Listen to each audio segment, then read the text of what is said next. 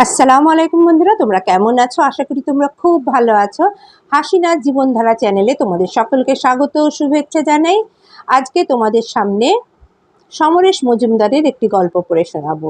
গল্পের নাম জন্মবৃত্তান্ত। গল্পের নাম জন্মবৃত্তান্ত। একটু আস্তে হাঁটো। ঠিক আছে।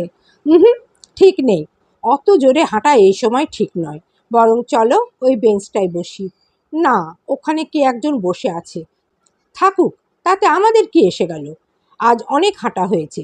সুনিত নিপার হাত ধরতে চাইলে সে ছাড়িয়ে নিল। এখন রাস্তায় আলো জ্বলে গেছে।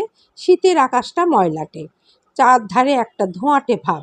সুনিত দেশবন্ধু পার্কের মাঝখানে যে ফিনফিনে অন্ধকার, সেখানে চোখ রাখল। শালা, উত্তর কলকাতায় বেড়ানোর জায়গা পর্যন্ত নেই। আমাদের গাড়ি থাকলে তোমায় গড়ের মাঠ কিংবা লেকে বেড়াতে নিয়ে যেতাম। থাক, আর আধিক্যতা করতে হবে না, নিপা চাপা গলায় বলল। আধিক্যতা? এটা আধিক্যতা হলো? ডাক্তার তোমাকে রোজ বেড়াতে বলেনি? ওসব ডাক্তাররা বলেই থাকে। তুমি এমন করছো যেন আর কারো। নিপা কথাটা শেষ করলো না। ওরা বেঞ্চির কাছে এসে গিয়েছিল। একজন বৃদ্ধ বিহারী সেখানে বসে আছে দেখে সুনিত নিশ্চিন্ত হলো। এই সময় বেশিক্ষণ পা ঝুলিয়ে বসে থাকতে নিপার অসুবিধে হয়। সুনিত ঠিক করল 10 মিনিট বসেই বাড়ি ফিরবে। এখান থেকে ওদের ফ্ল্যাট বেশি দূরে নয়। 2 রুম ফ্ল্যাটটার একটাই সুবিধে, সুন্দর দক্ষিণমুখ ব্যালকনি আছে। ইদানিং নিপা বিকেলে বেরুতেই চায় না। রাস্তার লোকরা নাকি ড্যাব ড্যাব করে তাকিয়ে থাকে। সেটা অবশ্য সুনিতেরও চোখ এড়ায়নি। ভীষণ মেজাজ খারাপ হয়ে যায় তখন। কিছু করার নেই। মানুষ তার অতীত অথবা ভবিষ্যতের কথা খুব দ্রুত ভুলে যায়। এই সময় নিপার কাছে কারো থাকা উচিত। এখন অফিসে বসে খুব চিন্তা হয়। সুনিতের মা নেই, দিদিরা দিল্লিতে থাকে। দূর সম্পর্কের এমন কোনো আত্মীয়া নেই যাকে এই সময় আনা যায়।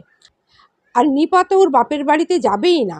রেজিস্ট্রি করে বিয়ে হবার পর তারাও সম্পর্ক রাখেননি। এতদিন কোনো মুশকিল হয়নি, বরং কেউ নেই বলে খুব ভালো লাগতো। শুধু অফিসটুকু ছাড়া ওদের ছাড়াছাড়ি হয় না। নিপাকে এই 2 বছর ধরে দারুণ ভালোবেসেছে সুনিত। সে সময় আর কারো উপস্থিতি অসহ্য হতো। এই, তুমি রোজ রোজ অত ফলমূল আনবে না, নিপা চাপা গলায় বলল। কেন? বড্ড বেশি খরচ করছো। সামনে আরও বড় খরচ আসছে। সে আমি বুঝবো। ডাক্তার সেন বলেছেন এই সময় মেয়েদের শরীরে রক্ত কমে যায়। অ্যানিমিয়া হয়ে গেলে আর দেখতে হবে না। আমি কি না খেয়ে আছি? আমার স্বাস্থ্য বেশ ভালো আছে। সুনিত নিপার হাতটা ধরল। একদিন তুমি নিজের জন্য খেতে, আর এখন আর একজনের কথা ভাবতে হবে। নিপা সঙ্গে সঙ্গে চিমটি কাটল। অসভ্য। সুনিতের ব্যথা লাগলেও হাসল। যাই বলো, যত দিন যাচ্ছে তুমি সুন্দর হচ্ছ। ছাই। নিপা মুখ তুলে আকাশ দেখল। আচ্ছা, আমি যদি নার্সিংহোম থেকে না ফিরি, তাহলে তুমি ওকে ভালোবাসবে? সুনিত মুখ ফিরিয়ে নিল। সম্প্রতি এই এক বুলি হয়েছে। শুনলেই বুকের মধ্যে ক্ষরণ শুরু হয়ে যায় সুনিতের। প্রথম প্রথম প্রবল প্রতিবাদ করত, এখন হাল ছেড়ে দিয়েছে। আমি যদি না ফিরি তাহলে এই শাড়িগুলোর কি হবে? আমি যদি না ফিরি তাহলে এই খাটে প্লিজ শুয়ো না। এই শোনো, আমি যদি না ফিরি তুমি আবার বিয়ে করবে? এই সব শুনতে শুনতে এক ধরনের বিষাদে ডুবে যায় সুনিত। মাঝে মাঝে মনে হয় এই সব শুনতে হবে জানলে কে সন্তান চাইতো। কিন্তু শোনার জন্যেই বোধহয় মাঝে মাঝে সুনিতেরও মনে হয় যদি তেমন ঘটনা ঘটে। কি করে সহ্য করবে সে? নিপা নেই একথা ভাবা যায় না।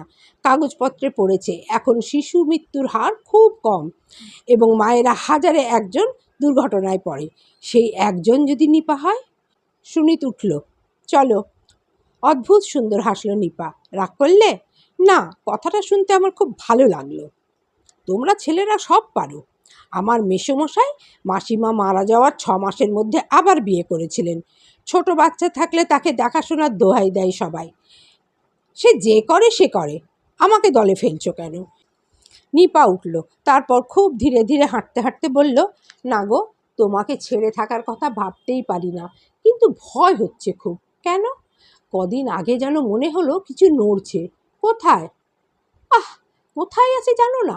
সুনিত থতমত খেলো। নিপার শরীরের সব কিছু সে জানে। কোথায় হাত রাখলে কাতুকুতু লাগে, কোথায় হাত দিলে আরাম পায়, সব। কিন্তু এই কথাটা জানা ছিল না তো। সে একটু উদ্বিগ্ন গলায় বলল, ডাক্তারকে বলেছ? তখন হয়েছিল নাকি? খুব সামান্য। হুম, ভালো কথা নয়। এখনই নড়ানড়ির কি আছে? রাখো তো। তুমি কিছু জানো যে মাথা ঘামাচ্ছ? পাশের ফ্ল্যাটের মাসিমা বলেছেন এই সময় নাকি শুরু হয়। কালকেই চলো ডাক্তার সেনের কাছে। এখনো তো মাস শেষ হয়নি। তা হোক, প্রত্যেক মাসের 1 তারিখে সুনীত নিপাকে ডাক্তারের কাছে নিয়ে যাচ্ছে। সেই তৃতীয় মাস থেকে এই চলছে। ডাক্তার সেনের মুখটা মনে পড়লেই বুকের ভেতরটা অবশ্য চিনচিন করে। বেটা প্রণবের পাল্লায় পড়ে এই দুরবস্থা। এমন করে প্রশংসা করতে লাগলো ডাক্তারের যেন ধন্বন্তরী। নিজেরই নার্সিংহোম, কোনো অসুবিধে নেই। তা অবশ্য সুনীতদের ফ্ল্যাট থেকে নার্সিংহোম রিকশায় মাত্র 5 মিনিটের পথ। কিন্তু ওর ইচ্ছে ছিল কোনো মহিলা গাইনিকে দিয়ে কাজটা করায়। নিপাও তাই চেয়েছিল। প্রথম দিন ডাক্তার সেনের কাছে গিয়ে নিদারুণ অভিজ্ঞতা। ভিজিটার্স রুমে অন্তত গোটা 10 মা হতে যাওয়া মহিলা অপেক্ষায় ছিলেন। প্রত্যেকের সঙ্গে একজন বয়স্কা মহিলা রয়েছেন। শরীরের গড়নের জন্যে তৃতীয় মাসে নিপাকে কিছু বোঝা যায়নি, কিন্তু ওদের মধ্যে বসে থাকতে রীতিমতো অস্বস্তি হচ্ছিল। টেবিলের উপর জড়ো করা ম্যাগাজিনের একটা তুলে নিয়ে আড়াল করেছিল নিজেকে। আর মজার ব্যাপার, ওই সব মহিলারা সবাই নিপা এবং ওকে দেখছিলেন। ডাক্তার সেনের ঘরে যখন ডাক এলো তখন হাঁপ ছেড়ে বাঁচল সে। ঘরের ভেতর নীলচে আলো এবং মোটাসোটা নার্স। 40 থেকে 50-এর মধ্যে ডাক্তারের বয়স এবং বেশ হ্যান্ডসাম চেহারা। চশমার আড়ালে চোখ দুটো বেশ ঝকঝকে এবং ঠোঁটে সর্বদাই হাসি ঝোলানো। ওদের বসতে বলে ভদ্রলোক জিজ্ঞাসা করলেন, বলুন। সুনীত নিপার দিকে তাকালো। মুখ নামিয়ে বসেছে ও। সুনীত গলা পরিষ্কার করলো, আমাদের 2 বছর বিয়ে হয়েছে, এই প্রথম। আচ্ছা, কি নাম আপনার? স্লিপে সুনীত নিজের নাম লিখেছিল। ডাক্তারের প্রশ্ন যদিও নিপার উদ্দেশ্যে, কিন্তু সে চটপট জবাব দিল, নিপা মিত্র। ডাক্তার একবার সুনীতের দিকে তাকিয়ে আবার নিপাকে জিজ্ঞাসা করলেন, শেষ কবে? নিপা মুখ তুলছিল না। ডাক্তার সেন হাসলেন, লজ্জা পাওয়ার কিছু নেই, আপনি নিঃসংকোচে কথা বলুন। সুনীত উত্তর দিল, নিজেই সময়টা জানিয়ে দিল। সেটা শোনার সময় কি ডাক্তারের মুখে একটু বিরক্তির ভাঁজ পড়েছিল? বোঝা যায়নি। সুনীত কিন্তু সেই মুহূর্ত থেকে ডাক্তারকে অপছন্দ করতে শুরু করেছিল। তারপর কয়েকবার নিয়মিত ব্যবধান, শুধু যাওয়া আর আসা। পরের দিকে নিপা অনেকটা স্বচ্ছন্দ। ডাক্তার বেশ জমিয়ে কথা বলেন। ওরই নার্সিংহোমে নিপার থাকার ব্যবস্থা হয়েছে, কিন্তু শেষবার সুনীতকে বেশ অস্বস্তি নিয়ে ফিরতে হয়েছে। নিপাকে একটি মেয়েলি প্রশ্ন করতে বেচারা থতমত হয়ে গেছিল দেখে সুনীত নিজেই জবাবটা দিয়েছিল। তৎক্ষণাৎ ডাক্তারের হাসি মিলিয়ে গিয়েছিল। মিস্টার মিত্র, আমি ওকে প্রশ্ন করেছি, তাই ওর মুখ থেকেই জবাবটা শুনতে চাই। বেরিয়ে এসে নিপা বলেছিল, তুমি খামোখা কথা বলতে যাও কেন?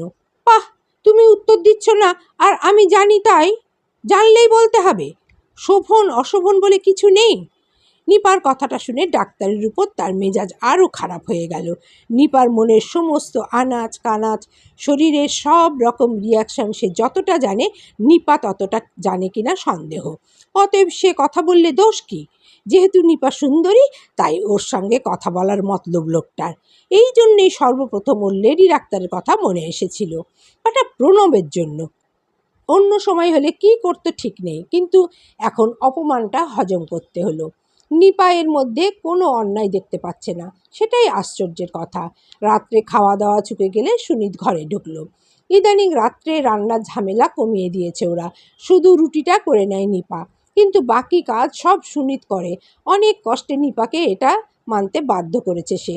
একে শীতের সময়, তারপর এই অবস্থায় নিপাকে দিয়ে পরিশ্রম করাতে চায় না সে। নিপা অবশ্য সমানে প্রতিবাদ করে যাচ্ছে। গরিব দুঃখীদের তো করতেই হয়। কত গল্প শোনা গেছে, ধান কাটতে কাটতে বেদনা উঠল। মেয়ে নিজেই সরে গিয়ে সন্তানের জন্ম দিয়ে এসে আবার ধান কাটতে লাগলো। কিন্তু এসবে ভুলবার পাত্র সুনীত নয়। কোনো ভারী জিনিস তুলতে দেয় না, এমনকি পারলে নিপার নিজস্ব কাজেও হাত বাড়ায়। নিপা শুনেছিল ঘরে নীল আলোটা জ্বলছে। সিগারেট ধরাতে গিয়ে থেমে গেল সুনীত। শীতের হাওয়ার জন্য সব কটা জানলা বন্ধ। এই বন্ধ ঘরে সিগারেটের ধোঁয়া নিপার ক্ষতি করতে পারে। কোথায় যেন পড়েছিল, গর্ভস্থ ভ্রূণ নাকি সিগারেটের ধোঁয়ায় আক্রান্ত হয়। কথাটা মনে আসতেই সুনীত সিগারেট টেবিলে রেখে সটান নিপার কাছে চলে এলো। কি হয়েছে? চোখ থেকে হাত সরিয়ে নিল নিপা। সামান্য হাসলো। কেন, অমন করে শুয়ে আছো? এমনি। সুনীত খাটে বসে নিপার খোলা পায়ের পাতায় হাত রাখল। কেমন শীর্ণ দেখাচ্ছে। চমকে পা সরিয়ে নিল নীলা। ইস, ছি ছি, পায়ে হাত দিচ্ছ কেন? কপালে হাত ছুঁয়ে বলল, কি যে করো, তোমার খুব কষ্ট হচ্ছে? একটু। আগে জানলে। কি? এসব চাইতাম না। পাগল, তোমার উপর খুব চাপ পড়ছে অবশ্য। মোটেই না। সুনীত ঝুঁকে পড়ে নিপার গলায় চুমু খেলো। ওখানে চুমু খেলেই নিপার চোখ বুজে যায়, হাত আপনি উঠে আসে সুনীতের পিঠে। সেই অবস্থায় সুনীত বলল, তোমার ছেলে আর কষ্ট দিচ্ছে না তো? ছেলে? যে নড়ছিল? ছেলে ভাবছো কেন? মেয়েও তো হতে পারে। তুমি তো ছেলেই চেয়েছিলে। চাইলেই কি সব পাওয়া যায়? যায়। যে চাইতে জানে তার নাকি কোনো অভাব হয় না। হেসে সুনীত বলল কথাটা, তারপর মুখ সরিয়ে নিয়ে আলতো করে নিপার পেটে কান রাখল। নিপা মাথাটা সরিয়ে দেওয়ার চেষ্টা করলো, কিন্তু পারল না।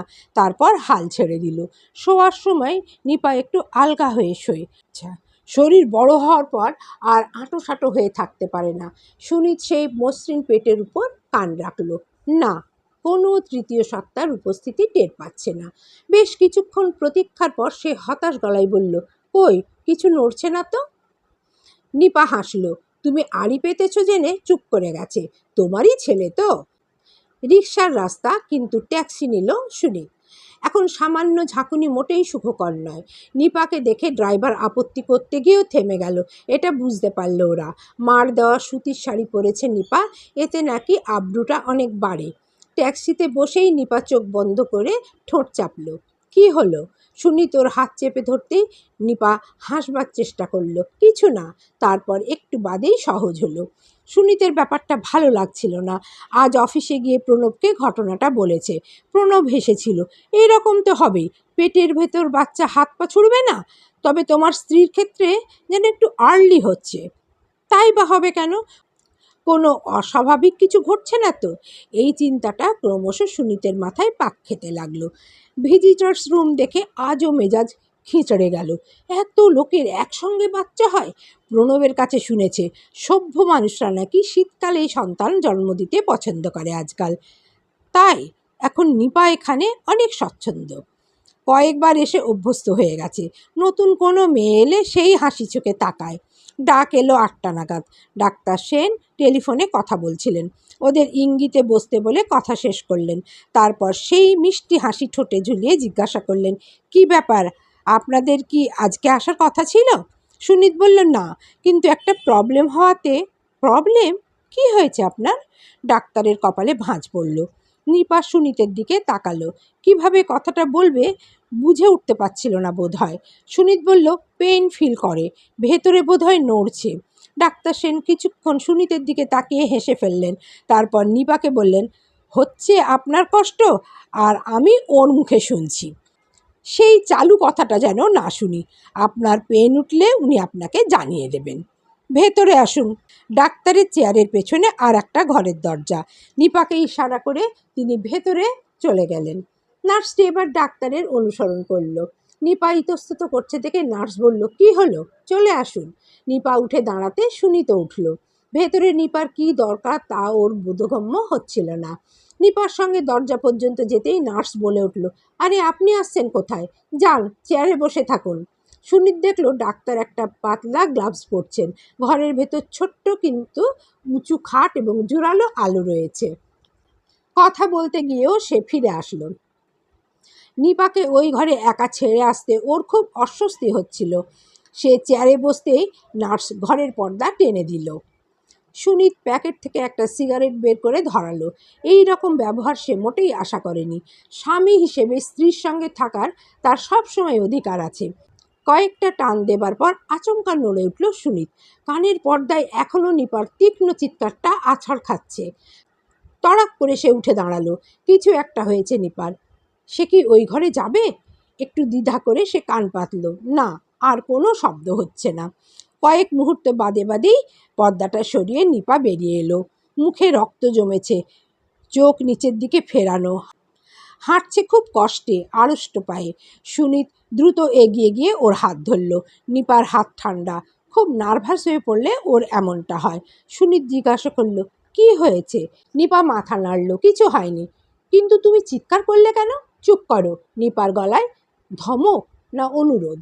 এই সময় ডাক্তার তোয়ালেতে হাত মুছতে মুছতে বেরিয়ে এলেন, মুখে সেই হাসি যা দেখলে পিত্তি জ্বলে যায় সুনীতের। না, সব ঠিক আছে, ভয় পাওয়ার কিছু নেই, তবে মনে হচ্ছে আপনারা ডেট গোলমাল করছেন। সুনীত বলল, না মানে আমরা তো বেশ নিশ্চিন্ত। ডাক্তার সেন প্যাডে কিছু লিখতে লিখতে বললেন, আপনারা লাস্ট যেটাকে ধরছেন সেটা ফলস হতে পারে। আমি এই ওষুধগুলো লিখে দিলাম, আজ রাত থেকেই পারলে খাওয়াতে শুরু করুন।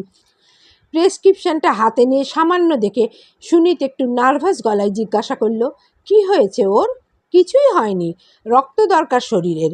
মাথা ঘুরে বললেন সেটাও, তবে মনে হলো ওর পেলভিস বোন ছোট আছে, সেক্ষেত্রে ডেলিভারির সময় আমাদের অপারেশনের জন্য প্রস্তুত থাকতে হবে। সিজার? প্রায় আর্তনাদ করল সুনীত। ডাক্তার বললেন, সে কি, আপনি এত নার্ভাস হচ্ছেন কেন? বিদেশে এখন মায়েরা নিজে থেকেই সিজার করাতে চান। নর্মাল ডেলিভারির চেয়ে ওটা কম কষ্টকর এবং ফিগার ঠিক থাকে, ঘাবড়াবার কিছু নেই। আমরা নর্মালের জন্য চেষ্টা করব প্রথমে। কিন্তু আপনি সিজার হতে পারে বলে সন্দেহ করছেন কি করে? সুনীত অনুভব করলো ওর দুটো পা কেমন নিঃসাড়। ডাক্তার সেন এবার ধীরে ধীরে বুঝিয়ে দিলেন, কোনো কোনো ক্ষেত্রে অপারেশনের প্রয়োজন হয়, তবে সব কিছুই প্রয়োজনে ব্যবস্থা নেওয়া। প্রথমে ধরে নেওয়া হয় নর্মাল ডেলিভারি হবে, নির্দিষ্ট সময় পেরিয়ে গেলে তবেই ওই প্রশ্ন আসে। অতএব এখনই এই নিয়ে চিন্তা করবার কিছু নেই। প্রায় নিঃশব্দে বাইরে বেরিয়ে এলো সুনীত, সঙ্গে আড়ষ্ট নিপা। এই লোকটা ব্লাব দিচ্ছে না তো? সুনীত শুনেছে অনেক নর্মাল ডেলিভারির কেসও নাকি ডাক্তাররা পয়সার লোভে সিজার করে থাকে। কথাটার সত্যাসত্য যাচাই করার পথ তার জানা নেই। এই ডাক্তার সেরকম কিছু করছে কিনা কে বলতে পারে। ট্যাক্সিতে উঠেই সে জিজ্ঞাসা করল, তখন কি হয়েছিল? নিপা প্রশ্ন করার সময় তাকিয়েছিল, শুনে চট করে বাইরের দিকে মুখ ঘোরালো। সুনীত লক্ষ্য করলো ওর ঠোঁটের কোণে একটু হাসি চলকে উঠল। ওরকম আত্মচিৎকারের পর এই হাসি আসে কী করে বুঝতে না পেরে সে খুব নরম গলায় জিজ্ঞাসা করলো, এই কথা বলছো না কেন? নিপা মুখ ঘুরিয়েই বলল, জানি না, যাও। সুনীত খুব হতাশ হলো, আমি খুব ভয় পেয়েছিলাম। নিপা এবার সহজ হতে চেষ্টা করলো, ইন্টারনাল পরীক্ষা করছিল, আমি একটু নার্ভাস হয়ে গেছিলাম তাই। সঙ্গে সঙ্গে সুনীলের চোয়াল শক্ত হয়ে গেল। ইন্টারনাল পরীক্ষা? ওর চোখের সামনে ডাক্তারের গ্লাভস পরা হাত ভেসে উঠল। সে নিপার দিকে আবার তাকালো। আজ অবধি সে ছাড়া অন্য কোনো পুরুষ নিপার শরীরে হাত দেয়নি, আর ওই লোকটা তারই কাছ থেকে টাকা নিয়ে তার স্ত্রীর। মাথা ঘুরে গেল সুনীতের। বন্ধু বান্ধব কেউ বলেনি ডাক্তাররা এসব করে, কাউকে কথা জিজ্ঞাসাও করা যাবে না। হাসপাতালে যাদের বাচ্চা হয় তাদের নিশ্চয়ই এই রকম অভিজ্ঞতা হয় না। সুনীত ঠিক করলো কোনো লেডি ডাক্তারকে টেলিফোন করে সরাসরি জিজ্ঞাসা করবে এটি অবশ্যই করণীয় কিনা। সে নিপার দিকে তাকালো। নিপার মুখ এখন অনেকটা স্বাভাবিক। আশ্চর্য, একটি সুশ্রী পরপুরুষ কিছুক্ষণ আগে এমন আচরণ করা সত্ত্বেও এমন স্বাভাবিকত্ব আসে কী করে? সুনীত এর আগের সাক্ষাৎগুলোর কথা ভাবতে লাগলো। না, ডাক্তার এবং নিপার মধ্যে সামান্য গোলমাল সে দেখেনি। তাহলে নিপার সমস্ত শরীর, যা কিনা সুনীতের একদম নিজস্ব, তা অন্য মানুষের কাছে উন্মোচিত হওয়া সত্ত্বেও নিপা এমন নির্বিকার কেন? হ্যাঁ, তখন চিৎকার করেছিল বটে, আড়ষ্ট পায়ে লজ্জিত হয়ে হেঁটেও ছিল, কথাও বলতে পারেনি বেশ কিছুক্ষণ। ব্যাস, তারপরই তো জেকে সেই। বাড়ি ফিরে সুনীত প্রথম কথা বলল, শোনো, এই ডাক্তারকে আমার ভালো লাগছে না। নিপা জামা কাপড় ছাড়বে বলে এগোচ্ছিল, থেমে গেল। কেন? মনে হচ্ছে গোলমাল আছে।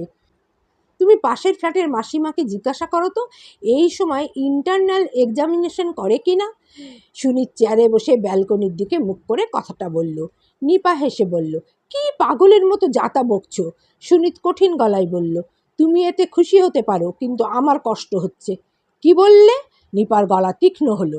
একটা লোক তোমার শরীরের ভেতরে হাত দিচ্ছে, অথচ তোমার কোনো রিয়াকশন নেই। তাজ্জব ব্যাপার। সুনীত ঝাঁঝিয়ে উঠল, ছি ছি, তোমার মন এত নীচ। নিপা কাঁপছিল। ডাক্তারি শাস্ত্রের কিছু জানো তুমি? এই সময় ওই রকম পরীক্ষা করাটা নিয়ম, তাতে পরে বিপদে পড়তে হয় না। আর তুমি একজন ডাক্তারের উপর জেলাস হচ্ছ? রিয়াকশান? মেয়েরা শরীরে কোনো পুরুষের স্পর্শ পেলেই বুঝতে পারে তার মন কি বলছে। উনি পরীক্ষা করলেন, অথচ আমি এরকম নির্লিপ্ত হতে এর আগে দেখিনি। যে মানুষ আমার উপকারের জন্য কর্তব্য করছেন আমি তাকে খারাপ ভাববো কেন? আসলে তুমি আমাকে সন্দেহ করো, তোমার মনে অন্ধকার। ছি ছি। শেষের দিকে কথাগুলো এমন উঁচু পর্দায় উঠে গেল যে বিব্রত চোখে সুনীত মুখ ফিরিয়েছিল। আর তখনই নিপা দু হাতে নিজের মাথা ধরে টলতে লাগলো। অপ্রস্তুত ভাবটা কাটিয়ে এক লাফে সুনীত এগিয়ে এসে যদি নিপাকে জড়িয়ে না ধরত তাহলেই দুর্ঘটনাটা ঘটে যেত। সুনীত চিৎকার করে নিপাকে ডাকলো। এখন ওর বুকের কাছে নিপার মুখ নিঃসাড়ে নেতিয়ে রয়েছে, দাঁতে দাঁত আটা, শরীর শিথিল। কোনো রকমে সে নিপার শরীর বিছানায় শুইয়ে দিয়ে কয়েকবার ডাকলো। নিপার কোনো সাড়া নেই। বুকের মধ্যে কনকনে হিম জমতে লাগলো সুনীতের। নাকের কাছে আঙুল নিয়ে গিয়ে বুঝলো নিপা অজ্ঞান হয়ে গিয়েছে। এই অবস্থায় কি করা উচিত বুঝতে পারছিল না সে। নিপা মরে গেলে পৃথিবীতে তার আর কিচ্ছু থাকবে না, এটা বোধে আসতেই সুনীত ডাক্তারের কথা ভাবলো। ফ্ল্যাটে আর কেউ নেই, যেতে হলে হয় দরজা খুলে নয় পাশের ফ্ল্যাটের মাসিমাকে ডেকে যেতে হয়।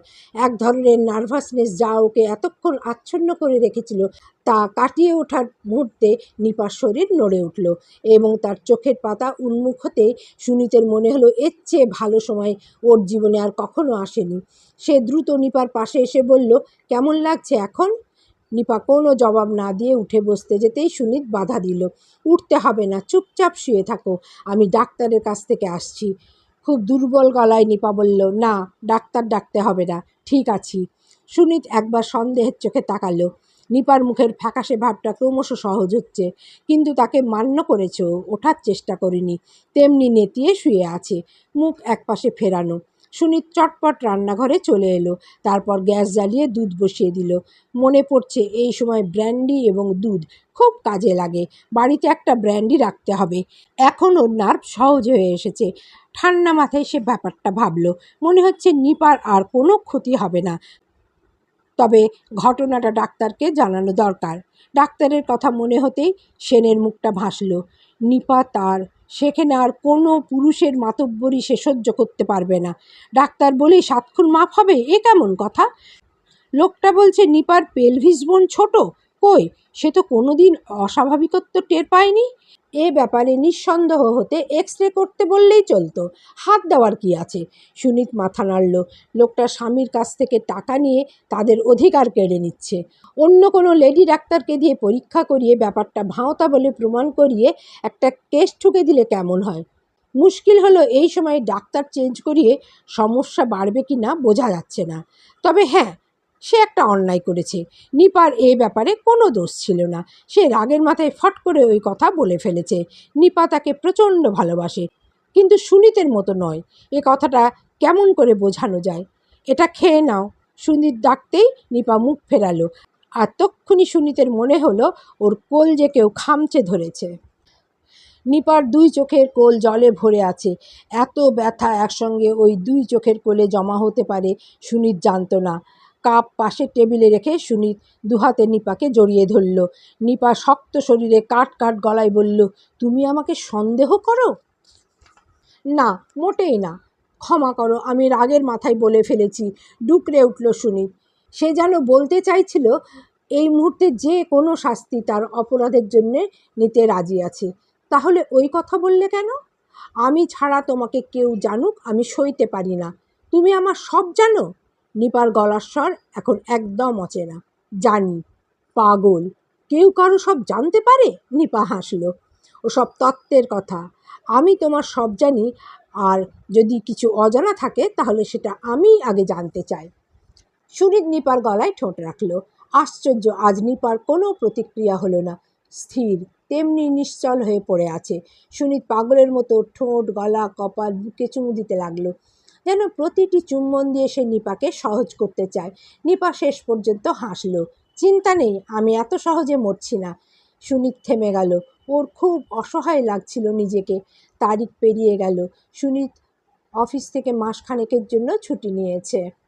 নিপাকে সে এখন কোনো কাজ করতে দেয় না। প্রতিটি মুহূর্তে ওর সজাগ নজর থাকে। নিপার সামান্য অসুবিধে ঘটতে দেয় না। তারিখের আগের দিন মনে হয়েছিল এবার নিপার বাড়িতে খবর দেওয়া দরকার, কিন্তু ওর মুখের দিকে তাকিয়ে কথাটা তুলতে সাহস পায়নি। তারপরই মত পাল্টেছিল, সে একাই সব দিক সামলাবে। নিপাকে কোনো অভাব টের পেতে দেবে না। এখন নিপা আবার আগের মতো স্বাভাবিক। ডাক্তার সেনের কাছে এখন প্রায় ঘন ঘন যেতে হচ্ছে। নিপার আপত্তিতে সেই অজ্ঞান হবার ঘটনাটা ডাক্তার সেনকে বলতে পারেনি সুনীত। কেন হয়েছিল সেটা বোঝাতে কিছু মিথ্যে কথা বলতে হতো। এর মধ্যে আর একবার নিপাকে চেম্বারের ভেতরে যেতে হয়েছিল। না, কোনো চিৎকার ভেসে আসেনি, কিন্তু সুনীত চোয়াল শক্ত করে বসেছিল। কি হয়েছে বা হয়নি এই নিয়ে পরে ওরা কোনো আলোচনাই করেনি। সুনীতের কয়েকবার ইচ্ছে হলেও সেই ঘটনাটার কথা ভেবে মুখ বুজে থেকেছে। 10 দিন পার হওয়ার পর ডাক্তার সেন নিশ্চিন্ত হলেন। বললেন, ব্যাপারটা আমার পছন্দ হচ্ছে না। আপনি কোনো পেন ফিল করছেন না? সুনীত জবাব দিল, না। ডাক্তার সেন এবার বিরক্তি প্রকাশ করলেন। আহ, আপনি সব কথার জবাব দেন কেন? মানে আমি সব জানি তাই। গুড গড, ঠিক আছে, আপনি আসুন, আজই ডিসিশন নেব। নিপাকে ডেকে ডাক্তার ভেতরের চেম্বারে গেলেন। নিপা উঠল। এখন ওর শরীর এত ভারী যে হাঁটতে কষ্ট হয়। এক পা হাঁটতেই ওর মুখ বিকৃত হলো। সুনীত চমকে বলে উঠল, কি হয়েছে? কোনো রকমে সামলে নিয়ে সুনীতের হাতটা টেনে তলপেটে রাখল নিপা। এখন এই ঘরে কেউ নেই, নার্সও ভেতরে চলে গেছে। হাতের চেটোর তলায় সুনীত শক্ত এবং উঁচু কিছু অনুভব করল। তারপরেই সেটা নড়ে উঠে মিলিয়ে গেল। যাওয়ার সময় নিপা বলে গেল, পা কিংবা হাত। সুনীতের রোমাঞ্চ হলো। তার সন্তানকে সে এই প্রথম অনুভব করলো। অন্যদিন অনেক নিবিড় বা সেবার মুহূর্তেও সে ওকে টের পায়নি। বেচারা নিপার শরীরের অন্ধকারে ছটফট করছে এখন। চুপচাপ বসে সে স্পর্শটার কথা চিন্তা করতে লাগলো। ওইটুকুন শরীরে অত শক্তি! হাত মুছতে মুছতে ডাক্তার সেন চেয়ারে বসে বললেন, শুনুন, আমি আর 7 দিন দেখব, তারপরেই অপারেশন করতে হবে। বাচ্চার হেড শক্ত হয়ে গেছে। হেড? সুনীত অবাক হলো। কি করে বুঝলেন? স্পর্শ করে। ও, আপনি তো সব জানেন, কিন্তু এটা জানতেন না? দয়া করে আর জানার চেষ্টা করবেন না। 7 দিনের মধ্যে যদি পেন ওঠে চটপট নিয়ে আসবেন। ডাক্তার সেন ঘাড় ঘুরিয়ে বেরিয়ে আসা নিপাকে দেখে বললেন, অন্য কোনো অসুবিধা হচ্ছে না তো? মাঝে মাঝে পা ফুলছে, নিপা বলল। সুনীত ভ্রু কুচকে একবার স্ত্রীকে দেখল। ডাক্তার সেন ঘাড় নাড়লেন, তারপর প্রেসক্রিপশন লিখে দিলেন। বাইরে বেরিয়ে এসে সুনীত বলল, তোমার পা ফুলছে এ কথা আমাকে বলনি কেন? বললেই তো 7 পাঁচ চিন্তা করবে। সুনীত মুখ ঘুরিয়ে নিল। খুব বিষাদ লাগছিল ওর। গত রাতে এক ফোঁটা ঘুমোতে পারিনি সুনীত। নিপাও জেগেছিল অনেকক্ষণ। দুজনে পাশাপাশি শুয়ে, কেউ কথা বলছিল না।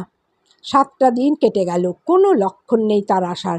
আগামীকাল সকালে নিপাকে নার্সিংহোমে যেতে হবে। একটু আগে নিপা ঘুমিয়েছে। ঘুমানোর আগে প্রথম কথা বলেছিল, এই, আমাকে আদর করবে না? সুনীত চমকে উঠেছিল।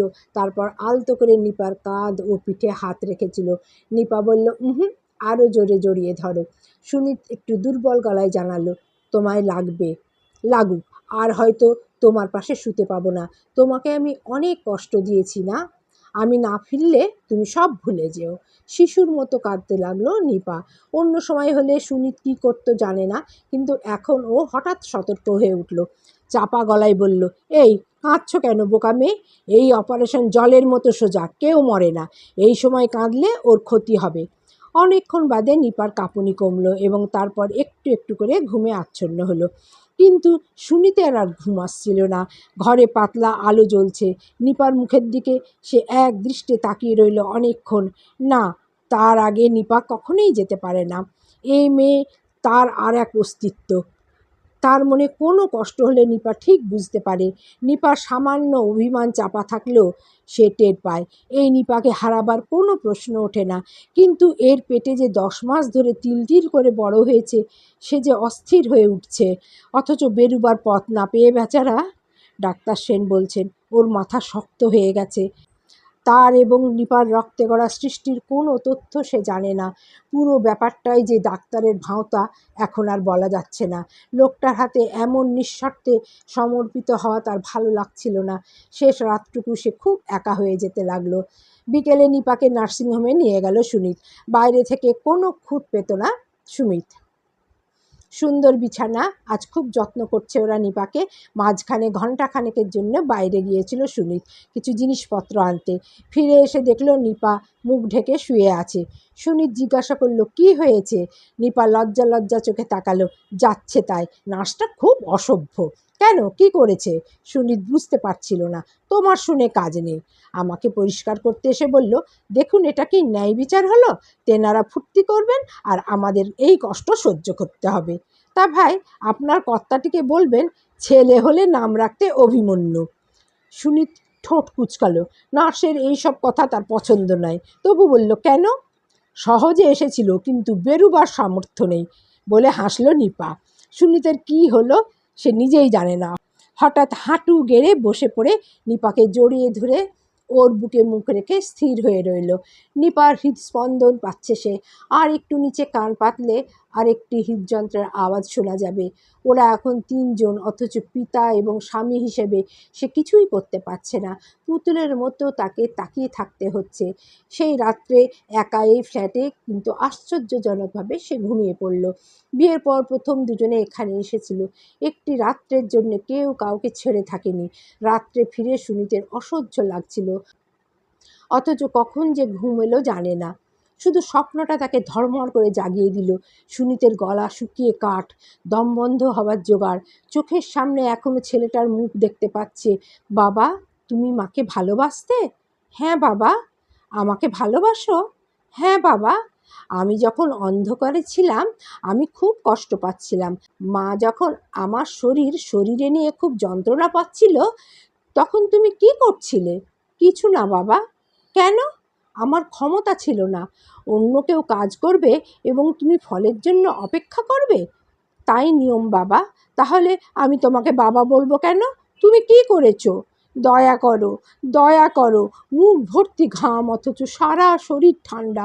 সুনীত কথাটা আবৃত্তি করলো, দয়া করো, দয়া করো। তারপরেই তার হুঁশ এলো। উঠে এক গ্লাস জল খেয়ে চারপাশে তাকালো। ওই কোণের বাক্সটা নিপা কিছুক্ষণ আগে কিনেছে। ওতে কি রাখা আছে প্রশ্ন করেনি সুনীত, কিন্তু সে জানে। কয়েকটা সুন্দর কাঁথা, কয়েকটা শিশুদের জামা, ইজের নিপার সংগ্রহ করে রাখা, যাতে এলেই বিপদে না পড়তে হয়। মা তার সন্তানের আগামীকালের কথা ভেবেছে। বাবা হয়েছে বলে তার কোনো করণীয় নেই, কিন্তু স্বপ্নটা যে চোখের মধ্যে আঙুল তুলে দিয়েছে। নিপাকে যখন ওটিতে নিয়ে যাওয়া হলো, সুনীত তখন সেখানে দাঁড়িয়ে, মাথাটা একদিকে কাত হয়ে আছে, চোখ বন্ধ। সুনীত দ্রুত পায়ে এগিয়ে গেল ডাক্তার সেনের দিকে। ডাক্তারের গায়ে এখন সাদা অ্যাপ্রন। সুনীতকে দেখে সেই মিষ্টি হাসলেন। দুশ্চিন্তা করবেন না, সব ঠিকঠাক যদি চলে তাহলে আধ ঘন্টার বেশি সময় লাগবে না। উনি ফিরে দাঁড়ালেন। ডাক্তারবাবু, সুনীত ডাকলো। বলুন, আমি ভেতরে যাব? হোয়াট? আমি অপারেশনের সময় থাকবো মানে? আমাকে ওর দরকার হতে পারে। No, never. সুনীত জেদের গলায় বলল, আমি যেতে চাই। আমি আমার সন্তানকে দেখতে চাই। ডাক্তার সেন কিছুটা হতভম্ব। দেখবেন? আমি ডেকে দেখাবো। ও যেখানে আছে সেই জায়গাটা দেখতে চাই। হোয়াই? আজ না দেখলে কোনো দিনই দেখা হবে না। আমি আমার সন্তানের জন্মের সাক্ষী থাকতে চাই। No, it's not possible. আমি আপনাকে অনুমতি দিতে পারি না। এই রকম অদ্ভুত অনুরোধ জীবনে কখনো শুনিনি। ডাক্তার চট করে ভেতরে ঢুকে যেতেই দরজা বন্ধ হয়ে গেল। সুনীত বন্ধ দরজার গায়ে হাত রেখে কিছুক্ষণ দাঁড়িয়ে রইল। ওর সমস্ত শরীরে এখন ঝিমঝিমে ভাব। এখন নিপার শরীর কাটবে ওরা। ওর পেটের ভেতর অজস্র আবরণের আড়াল থেকে শিশুটিকে বের করে আনবে, তারপরে দিয়ে জুড়ে দেবে নিপাকে। একটা সেলাইয়ের দাগ সাক্ষী হয়ে থাকবে এই ঘটনা। অথচ সে পিতা হয়েও জানতে পারবে না তার সন্তানের আবাস কী রকম ছিল। সে স্বামী হয়েও নিপার শরীরের অভ্যন্তরের খবর পাবে না। শুধু উদ্বেগ এবং অস্থিরতা নিয়ে তাকে এখন অপেক্ষা করতে হবে। শরীর, ভালোবাসা এবং আবেগ নিয়ে সুনীত তাকিয়েছিল কাঁচের ঘরটার দিকে। তার এখন কিছুই করার নেই। ডাক্তার সেনের উপর এই মুহূর্তে তার কোনো ঈর্ষা নেই। ওর মনে হচ্ছিল পৃথিবীর যে কোনো সৃষ্টির কৃতিত্বের পেছনে পিতার কোনো কৃতিত্ব নেই। এমনকি কোন রাত্রের আনন্দের ফলে এই সন্তান আসছে তাও সে জানে না। সন্তানরা নিজেরাই মাতৃশরীর থেকে শক্তি সংগ্রহ করে আগামীকালের পথে পা বাড়ায়। আমরা খামোখা পিতৃত্বের দাবি আর বড়াই করি। আর এখানেই নিপার কাছে হেরে গেল সে। আজ অবধি সব ব্যাপারে নিপা আরও সমান সমান ছিল। এখন নিপা অনেক এগিয়ে গেল। আধ ঘন্টা কেটে গেছে কখন জানে না সুনীত। একটি লাল রং চোখের সামনে ফুটতেই সে সজাগ হলো। ডাক্তার সেন দাঁড়িয়ে আছেন, ওর সমস্ত শরীরে রক্তের দাগ, মুখে হাসি। ডাক্তার সেন বললেন, অভিনন্দন জানাচ্ছি, আপনি বাবা হয়েছেন। সুনীত তখন রক্ত দেখছিল, নিপার রক্ত, এবং এই প্রথম লোকটাকে সুন্দর লাগছিল ওর, ঈশ্বরের মতো সুন্দর। ও হেসে ফেলল। ঈশ্বরকে ঈর্ষা করা যায় না। ডাক্তার সেন বললেন, খুশি তো? আপনার মেয়ে হয়েছে। সুনীত আবার হাসল। ডাক্তার সেন বললেন, আপনার স্ত্রী ভালো আছেন, একটু বাদেই সেন্স ফিরে আসবে, তখন কথা বলবেন, তবে 1 মিনিটের জন্যে। সুনীত আবার হাসল। ডাক্তার সেনের যেন অস্বস্তি হলো। বললেন, আপনি আমার সঙ্গে আসুন। ওপাশের একটি বন্ধ ঘরের দরজা ঠেলে সুনীতকে নিয়ে ঢুকলেন তিনি। ছোট্ট একটা কটের সামনে দাঁড়ালো ওরা। ডাক্তার সেন সুনীতের দিকে তাকালেন। কটের ভেতরে তোয়ালে জড়ানো, ছোট্ট শরীর, মাথাটা বেরিয়ে আছে, মাথা ভর্তি কোঁকড়া চুল, মুষ্টিবদ্ধ 2 হাত হঠাৎ উত্তোলিত হলো, লাল টুকটুকে মুখে প্রতিবাদের ভাঁজ। সুনীত ঝুঁকে পড়ল। কুচকুচে কালো চোখ দুটো এবার ঢেকে গেল এবং সজোরে একটা কান্না আছড়ে পড়ল সুনীতের উপর। সুনীত সোজা হয়ে দাঁড়ালো। ডাক্তার সেন বললেন, নতুন পরিবেশে যতক্ষণ না খাপ খাওয়াতে পারছে ততক্ষণ এইভাবেই প্রতিবাদ করবে ওরা। সুনীত আবার হাসল। সে মনে মনে বলল, ঈশ্বর, কোনো দিন যেন ও খাপ খাওয়াতে না পারে। বন্ধুরা, তোমাদের যদি গল্পটা ভালো লেগে থাকে তাহলে লাইক, কমেন্ট, শেয়ার করো। নতুন হলে সাবস্ক্রাইব করতে কিন্তু ভুলো না। পাশে থেকো। তোমাদেরকে অফুরন্ত স্নেহ, ভালোবাসা, শ্রদ্ধা জানিয়ে এখানেই শেষ করছি। আল্লাহ হাফেজ।